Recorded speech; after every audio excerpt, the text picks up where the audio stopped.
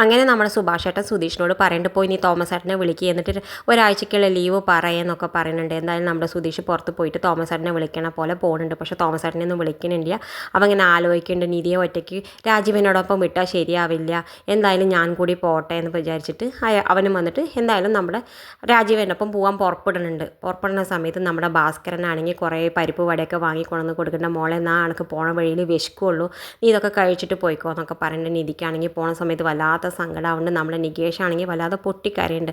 എന്തായാലും നമ്മുടെ നിധി പുറപ്പെട്ട് പോകുന്നുണ്ട്. പിന്നെ കാണിക്കണം നമ്മുടെ ഹരീഷിൻ്റെ അടുത്ത് നീതു വണ്ടി ശരിയാക്കിയോന്ന് ചോദിച്ചിട്ട് വരുന്നുണ്ട്. വണ്ടി ശരിയായിരുന്നു എന്ന് പറയുന്നുണ്ട് നമ്മുടെ ഹരീഷിനോട് പറയുന്നുണ്ട് എന്തായാലും എനിക്ക് ഒരു റൗണ്ട് പോയി കാണിക്കണം, എനിക്ക് ഉറപ്പ് വേണ്ട ഈ വണ്ടി ശരിയായിരുന്നോ ഇല്ലേ എന്ന് പറയുന്നുണ്ട്. ആ സമയത്ത് നമ്മുടെ ഹരീഷ് പോണ സമയത്ത് നമ്മുടെ നീതും ബാക്കിൽ കയറി നിന്നിട്ട് കൈയൊക്കെ ഇങ്ങനെ തോളത്തൊക്കെ പിടിച്ചിട്ട് സന്തോഷത്തോടു കൂടി പോകുന്നുണ്ട്. നമ്മുടെ ഹരീഷിനാണെങ്കിൽ ഇത് വലിയ സന്തോഷമാവുന്നുണ്ട്. കാരണം അവനും ആഗ്രഹിക്കുന്നുണ്ട്, നീതുവിനെ കല്യാണം കഴിക്കാൻ ആഗ്രഹിക്കുന്നുണ്ട്. ടെസ്റ്റ് ഡ്രൈവ് ഒക്കെ കഴിഞ്ഞിട്ട് വന്നിട്ട് വർക്ക്ഷോപ്പിൽ നിർത്തുന്ന സമയത്ത് നീതുവിനോട് പറയുന്നുണ്ട് ഇനി വണ്ടിക്ക് എന്തെങ്കിലും കുഴപ്പമുണ്ടെങ്കിൽ കൊണ്ടുവരുമുണ്ട്, വൈകുന്നേരം വരുമുണ്ടോ എന്ന് പറയുന്നുണ്ട്. ആ സമയത്ത് നമ്മുടെ നീതു പറയുന്നുണ്ട് ഞാൻ എന്തിനാണ് വരുന്നത്, എന്നെ ഇഷ്ടമില്ലാത്ത ആളോട് ഞാൻ എന്തിനാണ് വരുന്നത്, അതിന് ഞാൻ നിന്നെ ഇഷ്ടമില്ലാന്ന് ഇപ്പം ആരാ പറഞ്ഞു, എനിക്ക് ചിലപ്പോൾ നിന്നോട് ഇഷ്ടം വന്ന് തുടങ്ങിയാലോ, അതുകൊണ്ട് നീ എന്തായാലും വരണം എന്ന് പറഞ്ഞു. ഇതൊക്കെ കേൾക്കുമ്പോൾ നമ്മുടെ നീതുവിനാണെങ്കിൽ വലിയ സന്തോഷമായിട്ട് പോകുന്നുണ്ട്. പിന്നെ കാണിക്കേണ്ടത് നമ്മുടെ രാജീവൻ പകുതി ദൂരം എത്തുമ്പോൾ നമ്മുടെ ഡ്രൈവറോട് പോയിക്കോളാൻ പറയുന്നുണ്ട്.